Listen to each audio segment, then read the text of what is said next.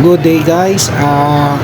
Ngayon pala may naimbitahan tayo ng isa sa pinaka-sexy at pinakamagandang celebrity na nakita ko sa social media.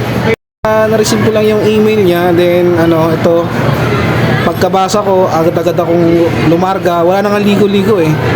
Yan, dire-diretso na ako.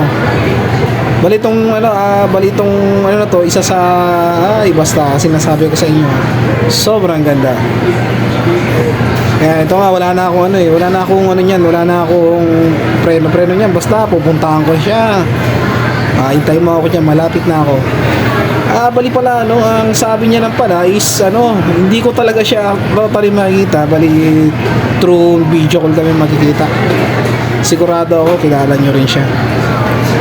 Marami nakakilala sa kanya, lalo na yung mga kalalakihan, alam niyo na.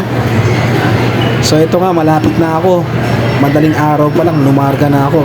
Wala pa nga ako ganong tulog yan eh. Dahil nung nabasa ko ng 2 AM, umalis agad ako ng 2:10 AM. Yan. Ang layo nga eh. Tingnan mo, magdiliwanag na oh. Pero okay lang yan, worth it naman to eh. Sabi nila may papakausap daw sa akin. Actually, tagal niya na yata akong request eh. Pagbibigyan ko lang siya sa gusto niya.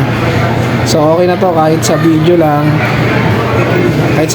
Di ba? Maging siya, mapagbigyan ko yung gusto niya.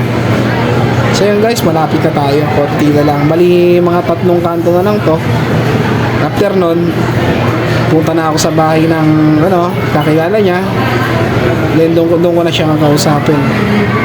So dito kasi itong bus na to, ang kulit eh. Pero overtaken ko yun. Ang kulit kasi kanina ka pa ha. So yun guys, sa mga nagmumotor guys, ingat kayo palagi ha, lalo yung mga overtake na yan. Dito ang daming aso, pero dito ako to. Sige guys, andito. Hello Ivana. Binabati nga pala kita sa anniversary ng YouTube mo.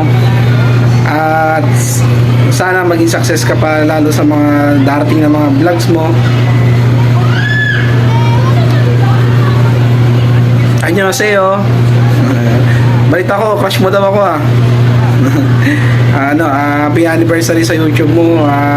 Tuloy-tuloy mo lang yan. God bless.